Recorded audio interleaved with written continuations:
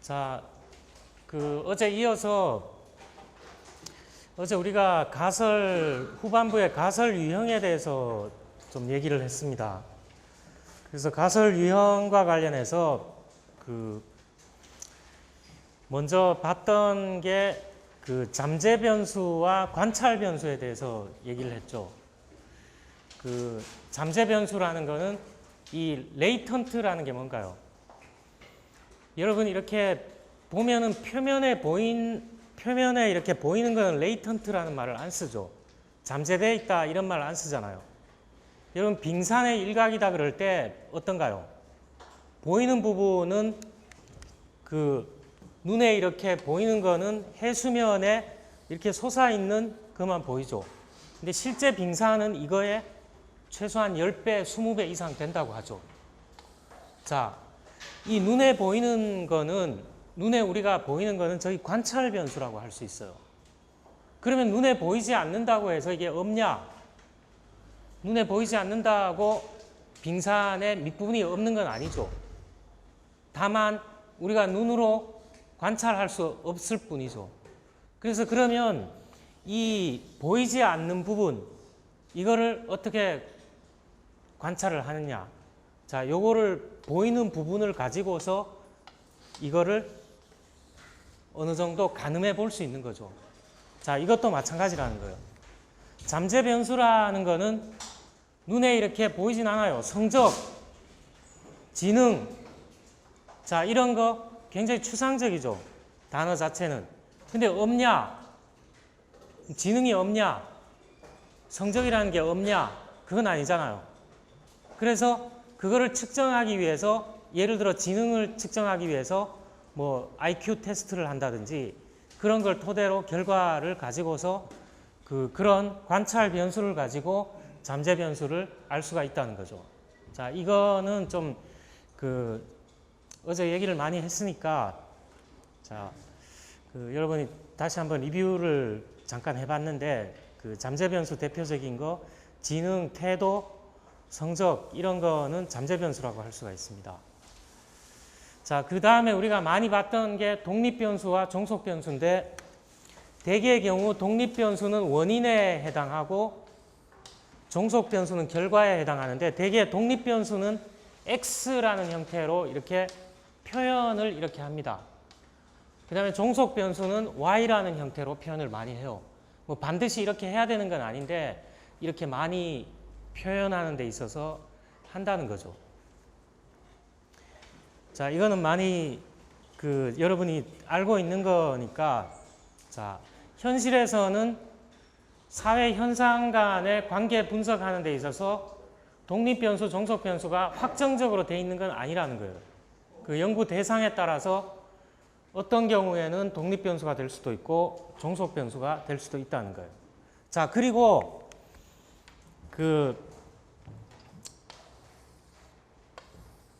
자, 예를 들어 자, 이게 구매 의도라고 한번 해보죠. 구매 의도라고 해보면 자, 이게 만족도예요. 자, 우리가 흔히 이렇게 생각할 수 있는 거는 어떤 제품에 대해서 만족하면 다시 재구매 의도가 있을 거라고 이렇게 보죠. 자, 그런 경우에는 얘하고 관계에서는 이게 독립 변수에 해당하고 이게 종속 변수에 해당하죠. 그러면 이 만족도에 영향을 주는 거는 또 있을 수가 있죠. 만족도에 영향을 주는 거 여러 가지가 있을 수가 있습니다. 자, 여러분 어떤 제품의 만족도 어떤 데에서 만족을 하나요? 자, 아이폰, 갤럭시 S 뭐 이렇게 선택하는 데 있어서 각자 취향이 다 있다는 거예요. 예를 들어 나는 디자인 요소에 굉장히 감명을 받아서 어떤 제품에 만족한다. 아니면 나는 그런 거 필요 없다. 내가 주로 쓰는 어떤 애플리케이션이나 이런 것들 기능상으로만 충분하면 나는 만족한다. 자, 이런 경우에 이렇게 영향을 줄 수가 있죠. 그런 경우에는 디자인이 독립 변수가 되고 만족도가 종속 변수가 되는 거예요. 자, 이런 하나의 연구에 있어서도 독립변수, 종속변수는 확정적으로 이렇게 하나로 얘기할 수 없는 경우도 있다는 거예요. 얘하고 얘와의 관계에서는 얘가 독립변수지만 얘하고 얘와의 관계에서는 얘가 종속변수라는 거죠. 자, 이거는 이제 서로 다른 연구죠. 다른 연구에서 종속변수 됐던 게 또 다른 연구에서는 독립변수가 된 사례라는 거예요.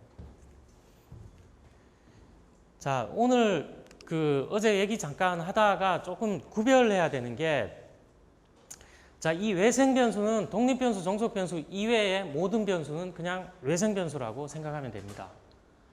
자, 이 외생변수 얘기를 왜 하느냐? 자, 실험 연구에서 굉장히 중요해요. 이 부분을 통제하는 게. 외생변수가 이 영양제와 발육 상태 간의 관계를 보는 데 있어서 얘가 어떤 외생변수가 방해할 수도 있다는 거예요. 진짜로 얘와 얘와의 관계만을 나는 알고 싶은데 외생변수를 제대로 통제를 못하면 이 영향을 준다는 거예요, 여기. 자, 여러분이 자, 이런 걸 한번 해보죠. 보통 학교 다닐 때 5교시가 몇 시부터 하나요? 점심 먹고 바로 하죠. 점심 먹고 바로 하는데, 자, 6교시가 이제 우리가 IQ 테스트를 한다고 한번 해보죠. 그런데 반이 2개가 있는데 1반은 5교시에 운동장에서 체육을 열심히 하다가 들어와서 잠깐 쉬고 IQ 테스트를 했어요. 근데 2반은 그냥 일반 과목을 하다가 그 자리에서 IQ 테스트를 6교시에 한다고 했을 때, 자, 우리가 그냥 대충 이렇게 생각해 봤을 때 어떤가요? 똑같이 나올까요, 점수가? 안 나온다는 거예요. 왜 그럴까요? 밖에서 체육활동하면서 뛰어다니다가 땀을 막 흘린 상태에서 들어와서 하면 이게 차분해질 때까지 시간이 필요하잖아요. 그런데 IQ 테스트에 영향을 주죠. 뭐가 영향을 주는 건가요? 동등한 조건이 아니죠. 동등한 조건이 아니라는 거는 여러분이 생각해 봤을 때 체육 활동량에 의해서 심장이 뛰고 있는 상태에서 지능 테스트, IQ 검사를 하면 아무래도 영향을 준다는 거예요. 그렇게 동일한 조건이 아니라는 거는 외생 변수가 있다는 거죠. 뭔가 영향을 주는 다른 변수가 있다는 거예요. 자, 이런 것들이 외생 변수예요. 자, 오늘 하는 것 중에 조금 구별하는데 유심히 안 보면 그냥 흘려서 보내면 이게 이거 같고 저게 이거 같고 막 혼동이 되는 거예요. 자, 여기 그림을 한번 볼게요. 그림을. 자, 우리 다른 거는 그림을 색깔이 이렇게 독립변수, 종속변수 관계는 화살표로 이렇게 이 실선 맞죠? 이렇게 그어놨어요. 근데 요거는 자세히 보면 색깔도 좀 다르고, 여기는 지금 화면이라서 점선이에요, 이게 점선. 점선이라는 거는 독립변수, 종속변수 관계가 아니라는 거예요, 일단. 자, 물론 직업 유형에 따라서 폐질환에 영향을 줄 수가 있죠. 그런데 우리가 연구를 해보는 데 있어서 아직까지는 근거 자료를 잘 못 찾았다는 거예요. 그래서 얘하고 얘와의 관계는 독립변수, 종속변수가 아니에요. 일단 이렇게 표현해 놓은 거는. 요렇게 독립변수, 종속변수 아닌 관계를 뭐라고 하냐 하면 의사관계라고 해요. 의사관계. 확정적으로 독립변수, 종속변수가 아니라 좀 의심이 되는 관계라는 거예요. 전혀 관계가 없는 것 같지는 않는데 수학적으로든 통계적으로 봤을 때 아직까지 증거가 불충분해서 독립변수, 종속변수 관계는 아니라는 거예요. 자, 이런 거를 한번 상정해 놓고, 자, 그런데 직업에 따라서 흡연을 하게 되면 흡연 유무가 폐질환에 영향을 끼치더라. 그러면 이거는 뭐냐? 이 직업이라는 게 폐질환에는 직접적인 독립변수, 종속변수 관계는 아니지만 이런 매개물을 통해서 얘가 여기에 영향을 주고 이 변수가 여기에 영향을 줘서 한마디로 얘기하면 직업이라는 변수는 흡연이라는 매개 변수를 통해서 폐질환에 영향을 주더라. 이런 관계가 있다고 할 때 이 중간에 있는 흡연이라는 변수가 매개 변수가 되는 거예요. 실제 X와 Y의 관계는 직접적인 증거 불충분으로 직접적인 관계는 없는 것 같은데 중간 매개물을 통해서 간접적으로 X는 Y에 영향을 주고 있죠. 그럴 때 이 Z에 해당하는 흡연이라는 변수를 매개 변수라고 얘기를 한다는 거예요. 그래서 영어도 많이 써요, 이거를. 그래서 이 효과가 어느 정도냐도 측정할 수 있습니다. 얘가 얘한테 한 30% 정도 영향을 주는 것 같다. 그리고 얘가 얘한테 한 40% 영향을 주는 것 같다. 그러면 영향 주는 거를 곱하기 하면은 어느 정도 영향을 주는지 알 수가 있어요. 그래서 이거를 뭐라고 하냐면 매개 효과라고 해요. 매개 효과. 그래서 미디에이팅 이펙트라고 하죠. 여러분 미디에이션 하면 중개, 매개 이런 거잖아요. 그래서 이런 통계적으로 효과가 어느 정도 이제 강한 영향을 주는지 좀 약한 영향을 주는지 이런 거를 나중에 다 밝혀낼 수가 있다는 거예요. 그래서 intervening이라는 말보다는 실제로는 mediating이라는 말을 더 많이 쓰는 것 같아요. 제가 그 연구를 많이 하면서 보니까 mediating이라는 단어를 더 많이 쓰는 것 같아요. 자, 요거하고 좀 유사하게 보이는 거는 보죠. 자, 우리가 일반적으로 봤을 때 어떤 제품에 대해서 굉장히 불만족하면 어떻게 하나요?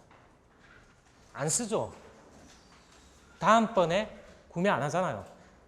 예를 들어 내가 그 갤럭시 S6를 되게 기대에 차서 구매를 했는데 5나 4하고 비교했을 때 별로 뭐 달라진 게 별로 없는 것 같다. 그러면 좀 불만족하는 거잖아. 불만족하면 다음번에는 갤럭시 시리즈를 안 사겠죠. 그런 거를 우리가 고객 이탈이라고 얘기하죠. 자, 그런데 현실에서 어떤가요? 자, 이거는 아까 앞에 본 그림하고는 다르게 얘가 독립변수고 얘가 종속변수라는 걸 알 수가 있어요. 색깔로 우리가 구별을 해보자고요. 이런 관계가 있는데 분명히 영향을 줘요. X라는 변수가 Y라는 변수에 영향을 주는데 현실에서는 어떤가요? 현실에서 여러분 그 핸드폰 구매하면 어떤가요? 약정이라는 게 묶이죠. 약정이라는 거 묶이고 그 다음에 여러분 뭐 그 이동통신 회사에서 여러 가지 부가 혜택을 많이 주잖아요. 저도 어떤 편의점에 가면 10% 할인해 줘요. 물건 사면 그 카드 딱 보여주면 10% 할인해 주잖아요. 그거 많이 이용한 사람은 어떤가요? 좀 불만족하더라도 어떤가요? 그런 부가 혜택 때문에 이탈하지 않죠. 그럼 그런 거에 뭐냐? 일종의 스위칭 코스트예요. 전환 비용이죠. 아, 내가 이 핸드폰은 좀 바꾸고 싶은데 그동안 내가 7년 정도 사용하다 보니까 통신회사에서 많은 거를 끼워서 뭐 혜택을 많이 줘요. 그 다음에 또는 약정 기간 내에 해약을 하려고 그러니까 위약금이 나오죠. 자, 이런 것들이 다 잡아먹는 비용이죠. 전환을 어렵게 하는 그 전환 비용이라는 거예요. 그러면 이게 뭐냐, 이게. 여기 작용하고 있죠. 이게 작용하면 제가 지금 예를 든 거는 어떤가요? 요 불만족해서 바로 이탈하는 데 있어서 그 관계를 어떻게 하나요? 그 관계를 약화시키는 거죠. 제가 예를 든 거는 약화시키거나 아니면 제가 예를 든 거 외에 뭐 다른 어떤 변수가 있을 수 있죠. 강화시킬 수도 있죠. 이 관계를 얘 때문에 더 이탈하더라. 자, 이런 독립변수와 종속변수 관계가 있는 그 관계를 강화하거나 약화시키는 변수를 뭐라 그러냐? 조절 변수라 그래요. 조절. 자, 여러분 볼륨 조절하면 어떤가요? 볼륨이 커졌다가 작아졌다 이렇게 하잖아요. 이런 중간에서 이런 역할을 하는 변수를 조절 변수라 그래요. 그렇지만 앞에서 봤던 매개 변수하고 다른 게 뭔가요? 얘가 없어도 독립 변수, 종속 변수 관계는 있죠. 근데 그 관계를 다만 좀 약화시키거나 강화시키거나 이런 역할을 한다는 거예요. 그래서 매개 변수하고 얘하고는 좀 다른 관계죠. 다른 변수죠. 그래서 이런 변수를 조절 변수라고 합니다. 그래서 이것도 나중에 통계 검증을 해보면 어느 정도의 조절 효과가 있느냐가 수치로 딱 나와요. 그래서 이 수치로 나오는 거를 뭐라 그러냐? moderating effect라고 해요. 조절 효과라고 하는 거죠. 조절 효과. 자, 우리가 관계라는 게 그렇잖아요. 여러분 SNS 관계 보면 실제로 여러분 놀랄 때가 있죠. 나는 이 사람하고 굉장히 가까운데 저 사람하고는 관계가 없는데 내가 이 사람하고 가까운데 이 사람하고가 또 굉장히 가까워요. 그러면 나중에 이렇게 활동을 하다 보면 가까워지죠. 또 가까워지면 이게 뭔가요? 이 중간에 있는 사람이 뭔가요? 매개 역할을 한 거죠. 자, 이런 거하고 뭐 비슷하게 대입이 되는데, 자, 이거를 조절 변수라고 하기도 하고 뭐 또 별칭으로 항상 어려운 게 별칭이 있죠. 조건 변수, 상호작용 변수라고 얘기합니다. 여기서 인터랙션 역할을 한다는 거죠. 인터랙션 역할. 그래서 다른 이름으로 상호작용 변수라고 얘기를 해요. 이 세 가지 이름은 똑같은 말이에요. 그래서 여기 오늘 하는 것 중에 좀 구별해야 되는 게 조절 변수와 vs 매개 변수. 자, 이렇게 한 거는 구별을 하자는 거예요. 하자. 자, 가입하자는 게 아니라 하자는 거예요. 구별을.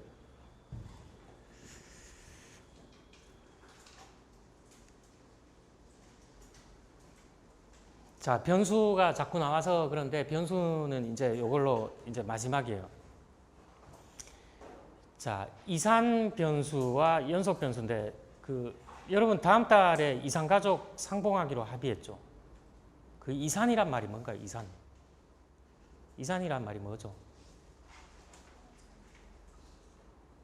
떨어질 한자죠, 한자. 떨어질 리, 흩어질 산. 떨어져서 흩어져 있는 거죠. 자, 여기 이산 변수 할 때 이산도 그런 한자를 찾아보면 똑같아요. 이산 변수. 자, 이건 뭐냐 하면, 자, 남자, 여자 구별되죠? 남자, 여자 구별되잖아요. 성적으로 구별되잖아요. 딱딱 구분되죠? 떨어져 있죠? 그래서 이 전형적인 이산 변수예요. 자, 이 반에 지금 40여 명이 앉아 있는데 남성이 몇 명이냐, 여성이 몇 명이냐 구별되잖아요. 이런 변수를 만약에 성별을 x라는 변수로 놨을 때 변하는 값이죠. 변수잖아요. 그래서 성별도 변수가 될 수 있는데 특별히 이산 변수라고 얘기를 합니다. 자, 그 다음에 직업이 있어요. 직업. 자, 직업 하지 말고 여러분 학번 있죠. 학번. 한 2만 명 학부생들이 2만 명 정도 있는데 학번이 다 있잖아요. 근데 너무 많으니까 이건 이산 변수가 아닐 거라 생각하는데 아니죠. 다 개별 학번으로 누군지 알 수 있죠. 학번도 이산 변수라는 거예요. 학번도 이산 변수. 자, 그 다음에 자, 이런 취할 수 있는 값이 단절적이거나 일정한 수로 한정되어 있는 거죠. 한정되어 있잖아요. 다. 자, 이런 변수를 이산 변수 discrete variable이라고 얘기를 합니다.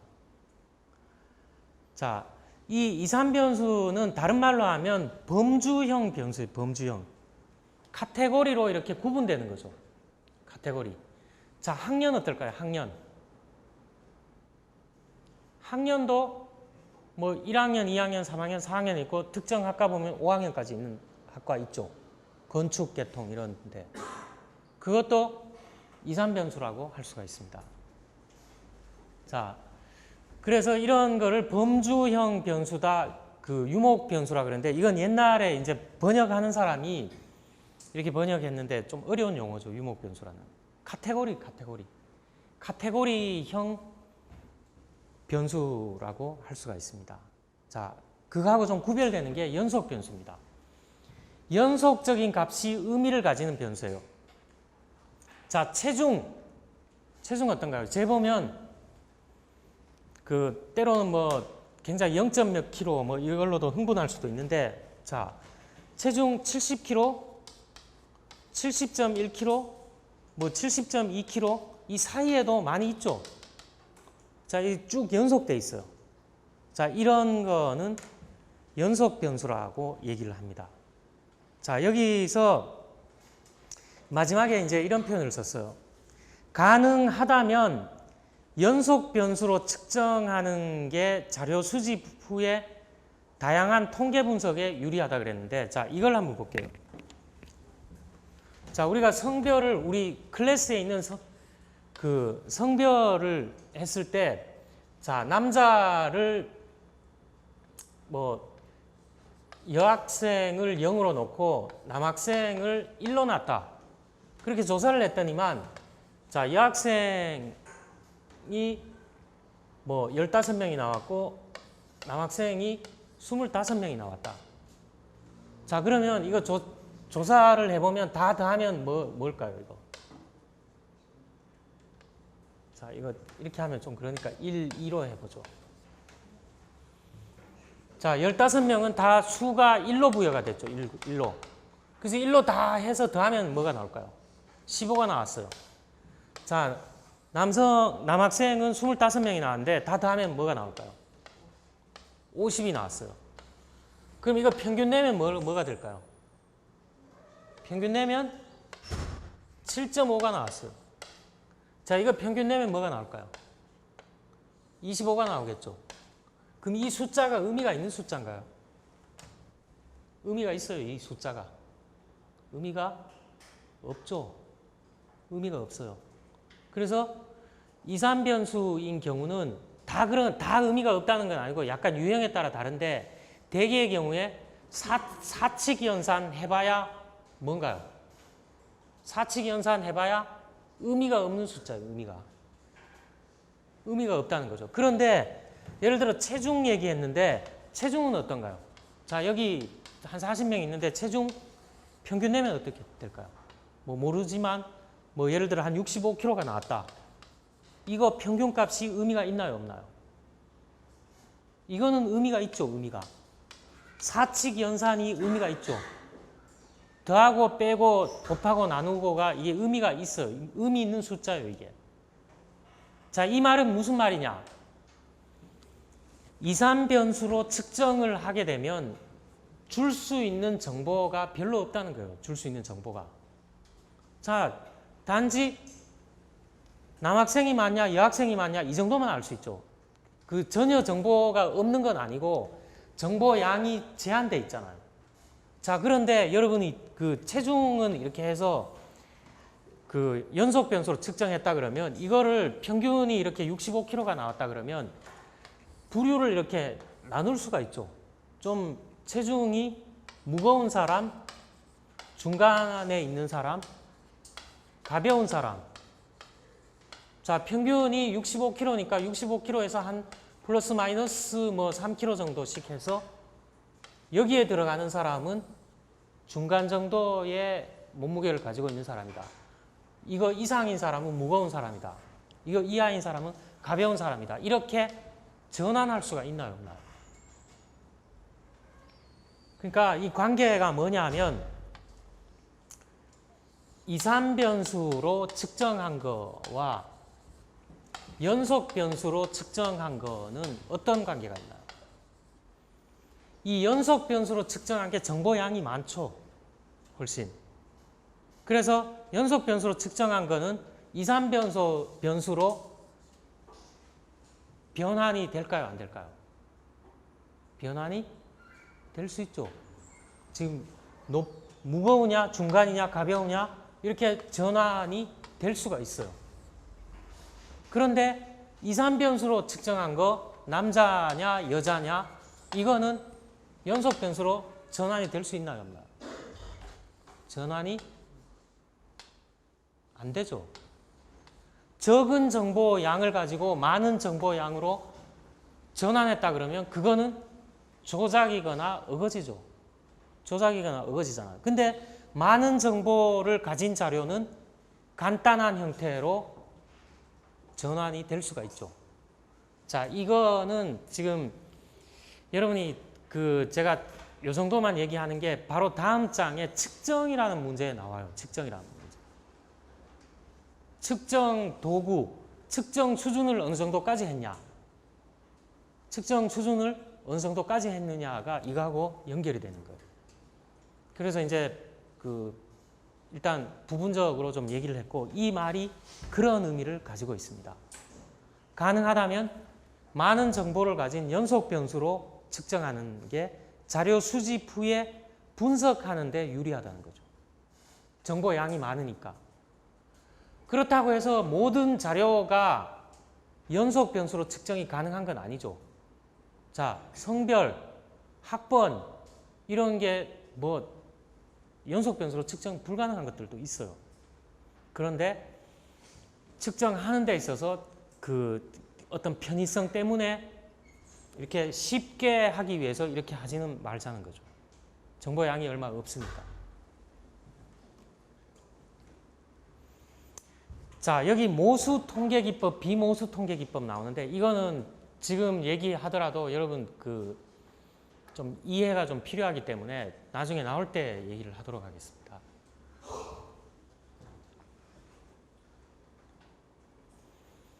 자, 가설 검정의 논리적 기초인데 자, 이 부분도 오늘 하는 것 중에 조금 눈여겨봐야 될 게 있습니다. 자, 여러분이 연구 문제가 뭐냐, 가설이 뭐냐는 이제 입이 닳도록 얘기를 했기 때문에 더 이상 하지 않도록 하겠습니다. 그리고 가설은 우리가 앞에서 본 것 같이 만약 뭐뭐라면 뭐뭐일 것이다 내지 뭐뭐 할 것이다 이런 형태로 되어 있죠. 이게 마치 뭐하고 비슷한가요, 여러분? if x then y 구조. 여기는 if a then b 구조인데 이게 뭐하고 비슷한가요, 여러분?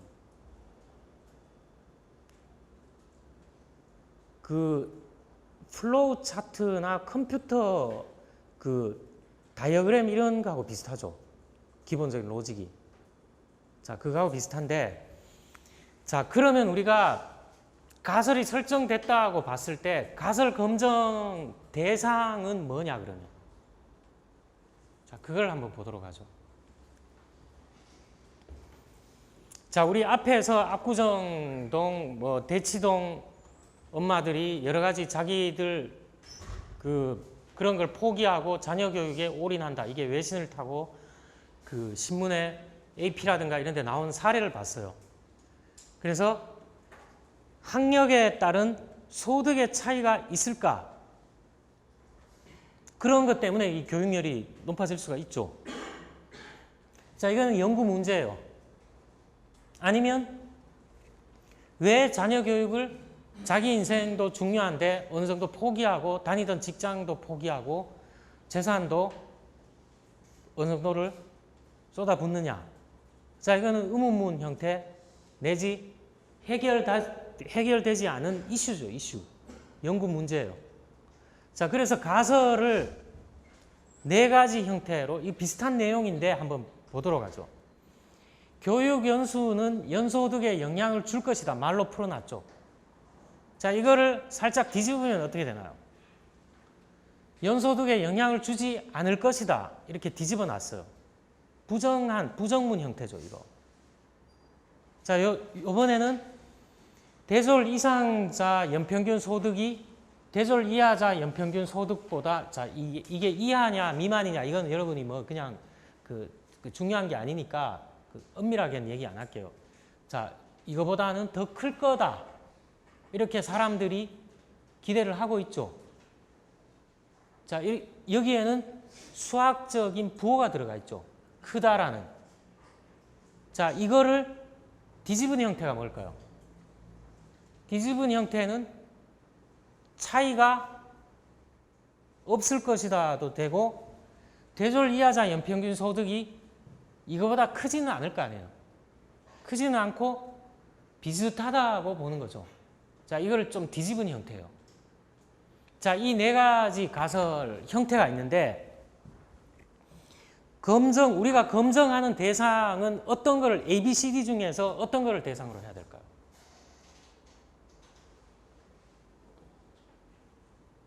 답은 2개일 수도 있고 1개일 수도 있어요.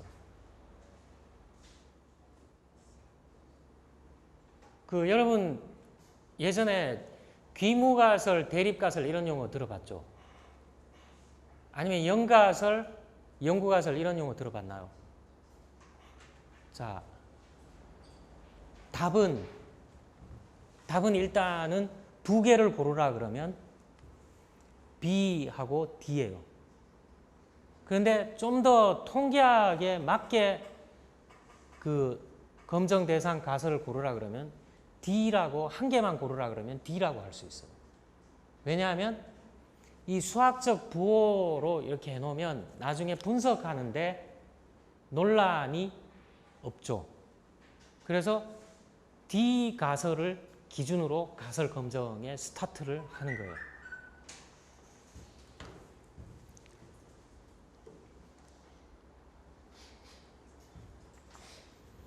여러분 H0 가설, H1 가설 이런 거 들어봤죠? 자, 이 용어가 이제 나오는데 실제로 내가 관심 있는 건 뭘까요? 여기서 실제로 제가 궁금해서든 기존 이론에 불만이 있던 뭐 현실적인 문제 있던 이런 거를 이제 가설을 설정해서 검증해 보기로 했어요. 그러면 검증하는 사람 입장에서는 어떤 데 관심이 있나요? 검증하는 사람은 연구 문제가 참인경우로 아니면 가설이 참인경우로 판명이 날 때가 기쁨이 있겠죠. 근데 검증을 해봤는데 참이 아닐 수도 있죠. 그거는 가설이기 때문에, 잠정적인 해답이기 때문에. 자, 연구자의 관심은 학력에 따른 소득의 차이가 있을 것이다. 이게 주된 관심사겠죠. 자, 그런데 제가 검증의 스타트는 D거나 B로 해야 된다고 했죠. 왜 그러냐? A나 C를 가지고서 스타트를 하면 오류 가능성이 있다는 거예요. 논리적으로 오류 가능성이 있기 때문에 그거를 유의하자는 거예요. 그래서 실제 연구자가 관심이 있는 거라고 해서 연구가설이라고 그러죠. 교육연수는 연소득에 영향을 줄 것이다. 이거는 연구가설 내지 대립가설이라고 합니다. 그리고 표현을 H1이라고 표현을 해요. H1. 자, 교육연수는 연소득에 영향을 주지 않을 것이다. 이거는 연구자가 연구 결과로 제시하지 않아도 현 상태죠. 현 상태. 그대로 내버려 두면 현 상태인 거예요. 그래서 현 상태이기 때문에 영가설, 영으로 돌아간다고 해서 귀무가설이란 말은 사실은 좀 한자어를 좀 붙여놔서 어려운 단어인데 예전에는 이런 용어를 많이 썼어요. 귀무가설, 대립가설. 근데 지금은 영가설이냐, 연구가설이냐 이런 말을 쓰죠. 자, 출발점이라고 해서 H0라고 했습니다. H0. 자, 그러면 우리가 이제 힌트를 얻을 수가 있죠. 가설 검증의 스타트는 영가설일까요? 연구가설일까요? 앞에서 하나를 고르라 그러면 D라 그랬잖아요. 그러면 영가설을 가설 검증의 스타트로 삼아야 된다는 거죠. 자, 왜 그러냐를 좀 보도록 하겠습니다. 왜 그러냐? 자, 썰가 붙은 거는 경이죠. 영국이나 이런 데 자귀 같은 거 있죠. 피셔라는 사람이 공헌을 많이 했어요. 통계학에 공헌한 사람이 몇 명 있는데 피셔라는 사람이 영가설을 가설 검증에 사용해야 된다고 이렇게 증명 내지 그 발표를 해서 받아들여지고 있어요. 자, 이거 여러분 과학 철학 사조를 보면 포퍼라는 사람 들어봤죠? 포퍼. 여러분한테 포퍼가 누구냐 제가 질문을 해서 누구냐 설명하라고 하는 게 아니라 포퍼 한번 들어봤잖아요. 포퍼를 안 들어봤다 그러면 뭔가 좀 철학 개론 그거를 좀 본지 오래됐거나 그럴 가능성이 있는데 포퍼의 반증주의라는 게 있습니다. 반증주의. 논리적인 거예요. 논리 실증주의 사조하고 비슷한데 자, 이거를 한번 보죠. 만일 공장이 강을 오염시킨다면 물고기의 죽음이 증가할 것이다. if x then y 전형적인 가설 형태죠. 자, 이거는 참일일까요? 거짓일까요? 그냥 논리적으로 이렇게 생각을 해봤을 때 이건 참일까요? 거짓일까요? 참이죠, 참. 근데 반대로 물고기의 죽음이 증가했다. 공장이 강을 오염시키기 때문이다. 자, 이거는 참일까요? 거짓일까요? 왜 거짓인가요? 다른 원인을 찾을 수가 있죠. 반증할 수가 있죠. 여기에 대해서. 반증할 수가 있잖아요. 자, 물고기 죽음이 증가했다. 이거는 공장이 강을 오염시켰기 때문에 이거일 수도 있지만 지금 한창 문제가 되는 녹조 때문에 그럴 수도 있죠. 물 흐름이 좀 막혀서 부존 산소량이 부족해서 물고기가 죽잖아요, 보면. 자, 그럴 수도 있죠. 또는 강 상류에 대단지 아파트가 들어서서 어느 날 폭우가 와서 정제 시설이 파괴가 돼서 생활 하수가 엄청나게 들어와서 죽었을 수도 있죠, 물고기가. 자, 이거는 반증할 수 있는 것들이 많잖아요. 그래서 이 형태는 뭔가요? 이 가설 형태는. 이 가설 형태는 영구가설 형태죠. 영구가설 형태. 이거 형태잖아요. 영구가설 형태. 그래서 이걸 가지고 검증을 하게 되면 거의 대부분이 참인경우로 판명될 수가 있다는 거예요. 그런데 자, 물고기의 죽음이 증가했다. 이거는 결과죠, 결과. Y죠, Y. 그러므로 X 때문이다. 이렇게 한 건 뭔가요? 후건, 뒤에 일어나는 사건을 가지고 앞에 일어나는 사건을 긍정한 거죠. 긍정했는데 일견 이렇게 얼핏 들었을 때는 참인 것 같은데 가만히 생각해 보면 반론이 많이 있을 수 있잖아요. 그래서 이거는 거짓인 명제죠. 어떻게 보면. 그래서 이런 오류가 발생하기 때문에 후건 긍정의 오류가 발생한 거죠. 이거는. 뒤에 결과를 가지고 원인을 추정해서 결론을 내버리니까 이거는 오류가 발생한 거잖아요. 그래서 이런 거를 막기 위해서는 어떻게 해야 될까요? 이걸 가지고 검증을 해야 될까요? 이걸 가지고 검증을 해야 될까요? 이거를 따져봐야 된다는 거예요. 이거를. 그래서 이런 논리를 펼친 사람이 누구냐? 포퍼라는 사람. 포퍼의 반증주의예요. 자, 이거 반증을 많이 할 수 있잖아요. 이 명제가 거짓이라는 거를 반론을 취할 수가 있죠. 근데 이거는 반론의 여지가 거의 없죠. 반론의 여지가 별로 없다는 거예요. 이 X 된 Y 구조이기 때문에. 그래서 가설 검증의 스타트는 후건 긍정 오류를 피하기 위해서. 자, 이 용어는 좀 기억할 필요가 있습니다. 자, 경험적으로 관찰된 Y죠.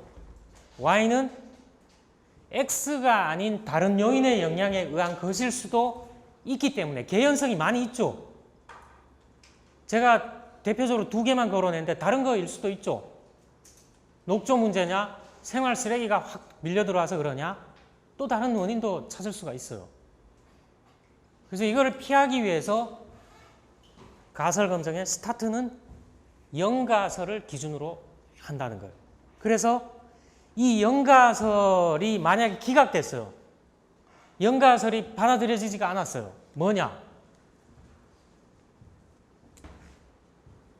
교육 연수는 연소득에 영향을 주지 않을 것이다. 이게 영가설이죠. 이게 검증을 경험적 관찰을 해봤는데 받아들여지지 않았다. 그럴 때는 어떻게 한다고요? 안전하게 얘를 기각하고 뭐를 채택한다고요? 안전하게 얘를 기각하고 교육 연수는 연소득에 영향을 줄 것이다를 받아들일 수 있다. 이게 가설 검증의 결론이에요, 결론. 가설 검증을 제대로 한 거예요, 이게. 이렇게 했을 때 오류 가능성이 거의 없는 거예요. 그리고 내가 했던 방법을 충분히 기술해 놓으면 제가 이런 방법으로 만약에 이런 결론에 이르렀다 그러면 같은 조건에서 만약에 이 다른 사람이 그 방법대로 가설 검증을 하면 동일한 결론에 이를 수가 있다는 거죠. 동일한 결론에 이르렀을 때 우리는 그 결과물을 뭐라고 인정해 줄 수 있다고요? 과학적 지식이라고 인정해 줄 수가 있다는 거예요. 다 앉아있는 사람들이 고개를 끄덕여 줄 수가 있다는 거예요. 자, 물론 사회과학적 경영 현상 간의 관계를 분석했기 때문에 시간이 흐르고 새로운 사회 현상이라든가 사람들의 행태에 따라서는 그 결론은 바뀔 가능성은 있죠. 바뀔 가능성이 있는데 이걸 뭐라 그랬나요? 이걸 어떤 용어가 있었죠. 바뀔 가능성은 있지만 현 시점에서는 누가 그 방법대로 하더라도 가설 검증의 결과물은 동일하다는 거죠.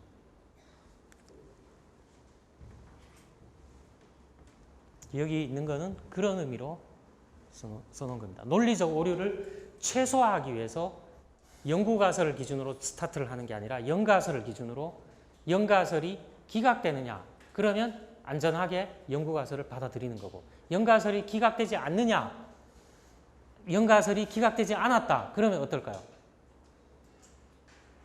그냥 현 상태를 유지하는 거예요. 현 상태를. 그래서 여러분이 언뜻 생각해 보면 여러분도 이분법을 좋아하잖아요. 지금 우리가 통계학에서 하는 가설 검증은 보수적인 방법일까요? 좀 진보적인 방법일까요? 보수적인 접근 방법. 보수적인 접근 방법. 돌다리도 두드리고 가는 접근 방법이라는 거예요. 논리적인 오류를 최소화하기 위해서. 자, 이렇게 자꾸 얘기하면 통계학이 아니라 무슨 논리학 이런 식으로 흐르니까 자, 이 정도로 이 부분은 마무리를 하도록 하겠습니다. 자, 요거는 리뷰인데 우리가 이렇게 말로 이렇게 써놓은 가설을 실질 가설이라고 합니다. 자, 추측성 문장 형태로 문장이죠, 문장. 문장 형태로 해놓은 거를 실질 가설이라고 그러고 연구 현상 간의 관계를 계량적으로 아까 봤듯이 부등호 있었고 등호 있었죠. 이거 수학적 기호죠. 어떤 게 크다, 차이가 없다 이렇게 한 거는 통계가설이라고 얘기해요. 자, 좀 더 수학적으로 물론 가설을 할 수가 있죠. 크다, 동일하다 이런 것만이 아니라 하여간에 그런 식으로 표현한 것을 우리가 통계가설이라고 얘기를 합니다.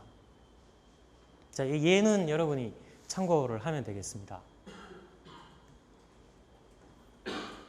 자, 우리 이미 결론을 냈어요. 제가 얘기를 다 했기 때문에 이 네 가지 형태 가설 중에서 정답을 2개 고르라 그러면 B와 D지만 좀 더 나중에 분석이 용이하도록 하기 위해서는 1개만 고르라 그러면 D가 가설 검증의 대상 형태라는 거죠.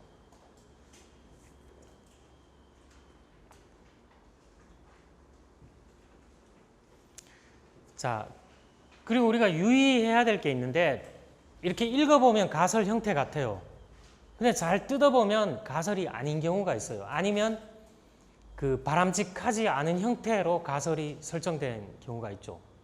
자, 그런 경우에는 나중에 검증하고 나서 제3자가 봤을 때 굉장히 모호성과 오류를 가져올 수가 있어요. 그래서 가설은 특징이 몇 가지가 있는데 이거 조심해야 되는 거일 수도 있죠. 가설이 명확해야 돼요.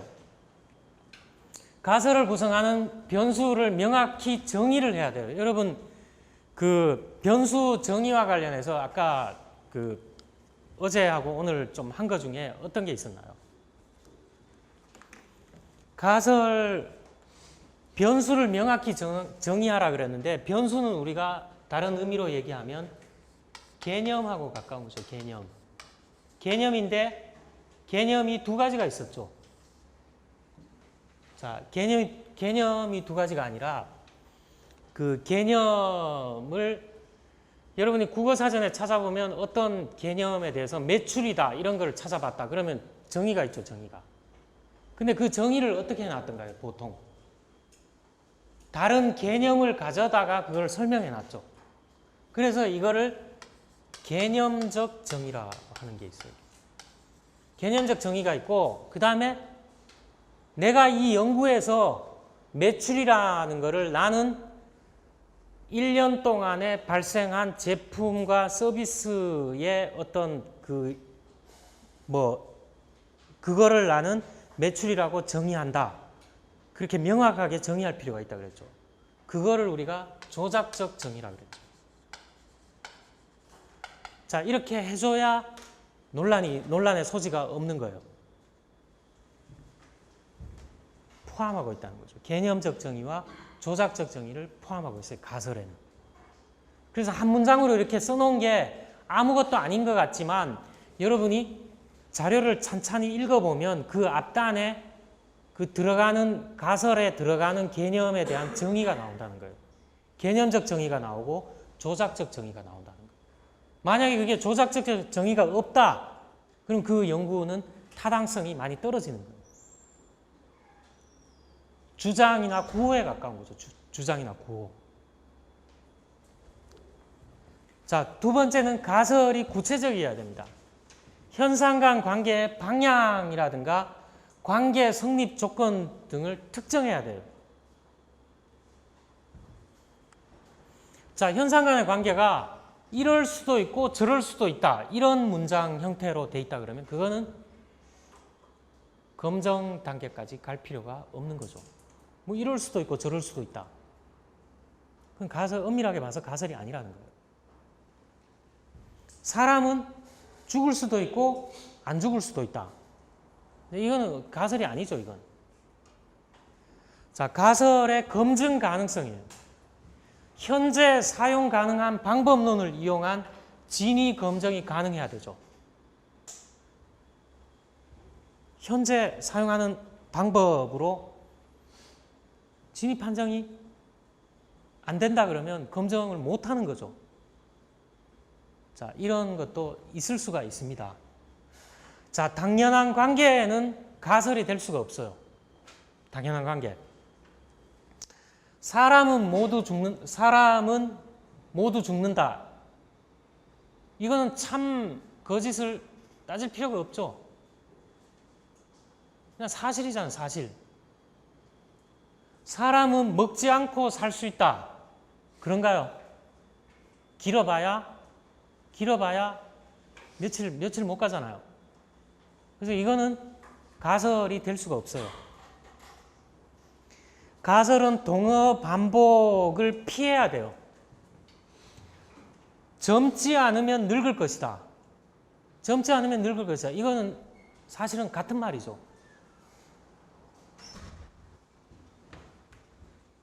젊지 않다. 나이가 들었다. 똑같은 말이잖아. 자, 이거는 이걸 특별히 tautological이라고 하는 표현인데 그냥 봤을 때는 구별이 되는 말 같은데 사실은 엄밀하게 보면 동어 반복이죠. 자, 이건 가설이 아니라는 거예요.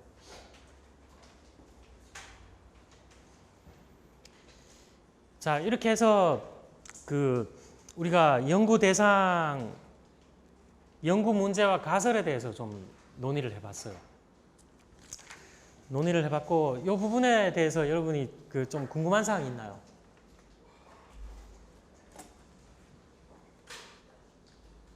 궁금한 사항, 그러면 나중에 마치고 한번 또 궁금한 사항이 있으면 또 논의를 해보도록 하겠습니다. 자, 한 10여 분 정도 이제 현상의 측정에 대해서 좀 얘기를 좀 해보도록 하겠습니다.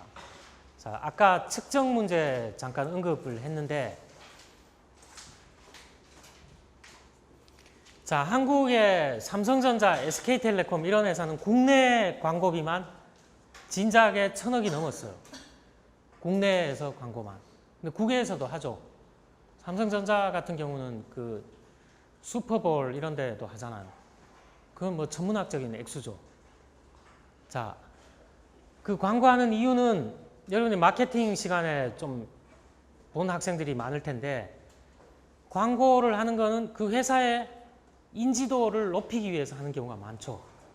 그리고 딱 떠오르는 레커니션, 뭐 이런 거, 리콜, 이런 것 때문에 하는데, 그거는 궁극적인 목표가 광고 인지도를 높여서 사람들이 결국은 자사의 제품이나 서비스를 많이 이용하라고 하죠. 자, 경영진이 효과가 있느냐? 진짜로 광고비를 많이 집행해서 인지도가 올라가면 많이 사용할 거냐, 우리 회사 제품을. 그거를 한번 알아보라고 했다고 하죠. 그러면 어떻게 측정할 거냐, 그거를. 광고 인지도 이거 어떻게 측정할 거예요, 여러분? 도서관에 가서 막 뒤져봐야 되나요? 일단은 뭐 조사는 해봐야 되겠죠. 자, 두 번째는 GDP 알고 있죠, 여러분? GDP. 자, 국내 총생산. 자, 국내 총생산을 인구수로 나누면 1인당 GDP 나오죠. 그거 우리가 경제 수준, 개인의 후생 수준 이런 거 따질 때 많이 이용하죠. 자, 그런데 그거는 다 각 나라의 화폐 단위로 측정을 하죠. 화폐 단위로 측정해서 나중에 어떻게 하나요? 달러 기준이나 이런 걸로 환원을 하잖아요. 어떤 시점에서. 자, 이렇게 했을 때 그러면 이 GDP 국가 간 비교가 가능하냐? 자, 이런 걸 한번 생각해 볼 수가 있어요. 환원하기 전에 파운드 하냐, 유로 하냐, 엔화 하냐, 원 하냐, 그걸 어떻게 비교할 거냐는 거예요. 자, 측정 문제가 있죠. 세 번째, 결혼 상대자, 배우자 선택할 때 여러분이 이렇게 생각을 많이 하잖아요. 뭐 건강 상태냐, 외모냐, 능력이냐, 인간성이냐, 성격이냐, 뭐 이런 거 하잖아요. 자, 지금까지 거론한 것들 보면 어떤가요? ABC 이렇게 거론한 것들 보면 제가 현상에 대해서 얘기한 것들 직접 측정이 가능한가요? 가능하지 않은가요? 자, 배우자 선택하는데 성격이 중요하다. 성격 어떻게 측정할 건가요? 자, 지금 얘기한 것들은 주로 어떤 것들인가요? 다. 현상 변수 중에 어떤 변수일까요? 다. 무슨 변수죠, 이거? 잠재 변수죠, 잠재 변수. 잠재 변수잖아요. 측정, 우리 이런 말 봤죠. 측정은 통계학에서 뭐 어떠하다. 자, 측정이 잘못되면 뒤로 가면 어떻게 될까요? 측정이 이상하게 측정이 됐다. 그러면 뒤에 가면 자료로서의 가치가 없는 거죠. 뒤에 분석 아무리 잘해도 앞에 측정 잘못하면 어떻게 되나요? 그건 뭐 오류죠, 오류. 자, 측정은 현상이 지니고 있는 추상적인 특징을 일정한 규칙에 따라 우리가 경험할 수 있는 구체적인 것과 연결하는 과정이에요. 자, 능력. 어떤 사람이 능력이 어느 정도, 능력치가 어느 정도 되냐? 굉장히 추상적이죠. 측정을 통해서 구체적으로 드러나는 거죠. 자, 특정한 규칙에 따라서 숫자를, 현상에다가 숫자를 부여하는 거예요. 자, 우리 그런 거 얘기하잖아요. 너 학점이 높냐, 낮냐, 이러면 어느 정도 그 숫자를, 그 다음 단계에서는 숫자를 얘기하잖아요. 자, 그런 식으로 그 측정이라는 거는 추상적인 거에 구체적인 것으로 환원시키는 과정이죠.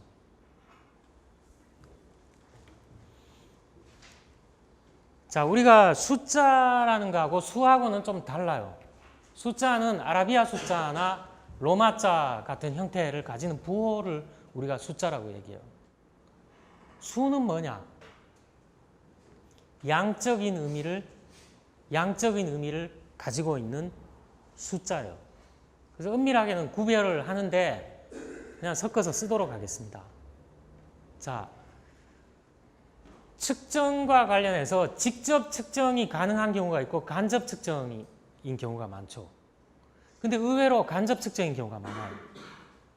우리가 흔히 직접 측정한다 그러지만 실제로 본질을 보면 간접 측정이 많죠. 중성자는 분명히 그 자연과학 내지 물리학 이런 거죠. 중성자 안 보이잖아요. 간접 측정하죠. 궤적 이렇게 그려놓은 거. 온도 어떤가요? 온도 직접 측정할 수 있나요? 우리가 그냥 사회적인 의미로는 직접 측정을 해봤다 이렇게 얘기하는데 사실은 뭔가요? 온도계를 통해서 간접적으로 측정한 거잖아요.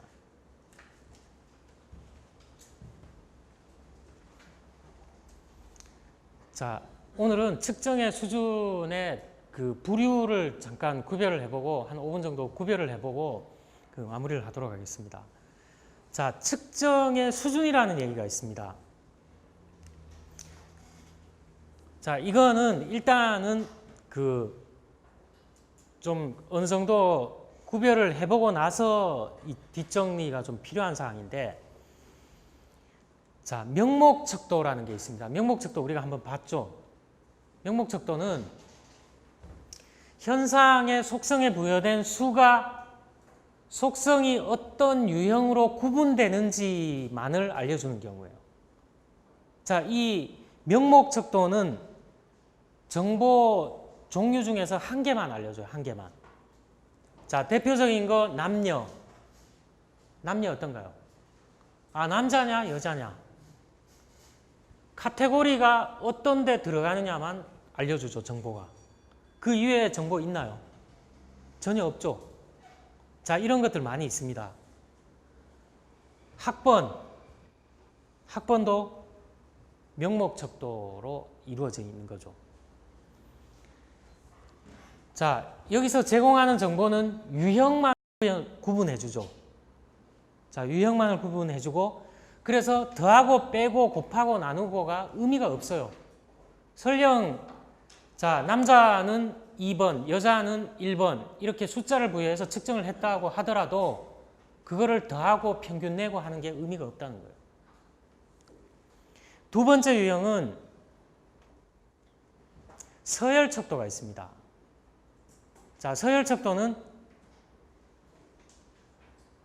우리 많이 이거 하잖아요. 1등 했냐, 2등 했냐, 3등 했냐. 달리기 했는데 1등 했냐, 2등 했냐, 3등 했냐. 자, 이거는 앞 단계의 부류를 알려주죠. 정보가. 근데 플러스에서 하나 더 알려주죠. 어떤 걸 알려주나요? 현상의 순위 정보를까지 알려주는 거예요. 유형과 플러스에서 순위 정보까지 알려주는 거예요. 자, 그런데 여러분이 이런 거를 생각해 볼 수가 있죠.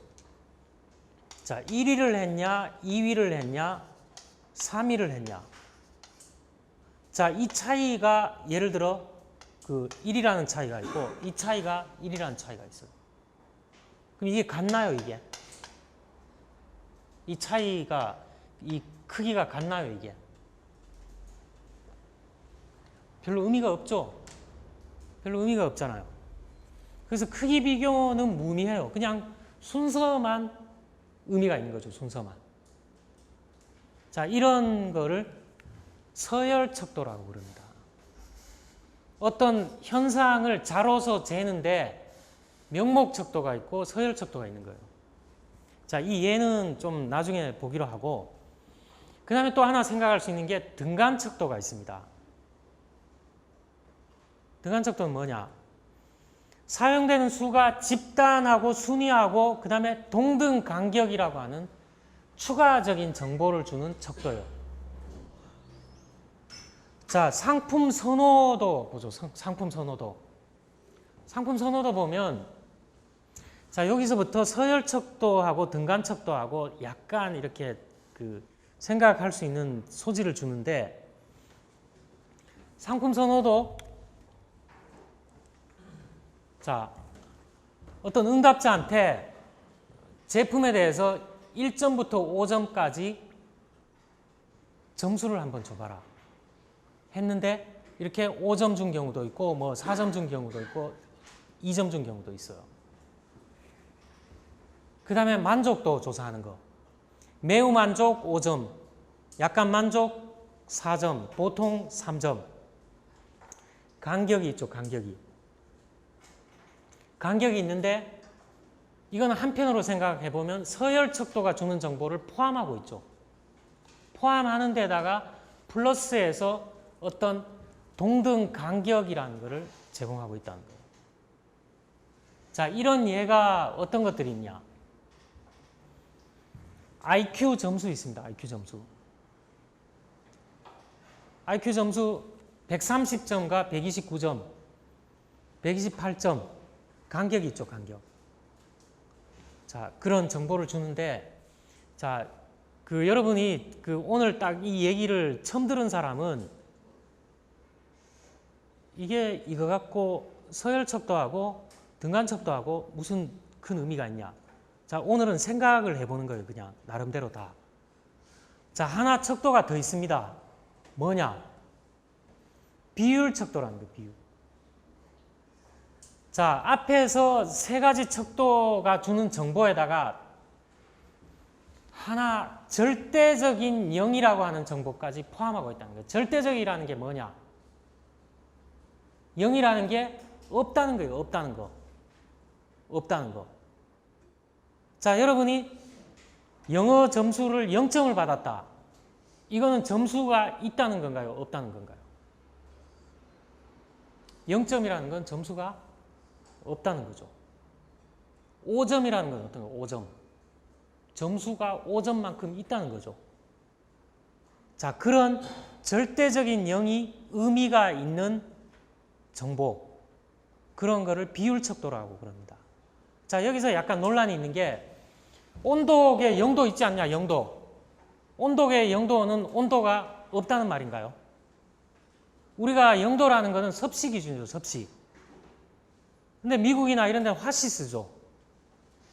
화씨, 섭씨 0도하고 똑같은 게 화씨 몇 도인가요? 화씨 32도죠. 그럼 화씨 32도는 온도가 없다는 얘기인가요? 아니죠. 그냥 상대적인 0이라는 거죠. 얼음이 어느 온도, 이 정도 의미를 가지고 있죠. 그거는 상대적인 거예요, 상대적인 거. 없고 있고를 나눈 기준은 아니잖아요. 자, 이자율이 은행에 갔더니만 내가 1년 예금해놔도 이자율이 0%다. 이자율이 있다는 말인가요? 없다는 말인가요? 이자율이 0이라는 것은 없다는 거죠.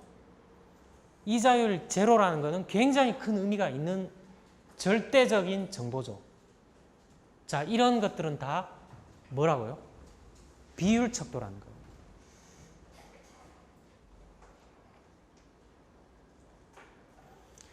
자, 여기서 약간 대부분은 논란이 없는데 예를 들어놨는데, 얘에 대해서 논란이 별로 없는데, 일부 약간 논란이 있는 게 있습니다. 근데 대다수는 그 지금 여기서 구분해 놓은 거를 받아들이고 있습니다. 자, 오늘은 뭐 여기까지 공식적으로 이제 하도록 하겠습니다. 혹시 오늘 한 거 중에 그 척도 관련된 거는 다음 주에 다시 한번 추가 정리를 좀 하도록 하겠습니다. 오늘은 여러분이 가면서 척도에는 명목척도와 서열척도와 등간척도와 비율척도가 있구나. 이걸 한번 생각을 해보세요. 네 가지를 입에서 좀 익어야 됩니다. 뒤에 계속 나오기 때문에 네 가지가 입에서 자연스럽게 익어야 돼요.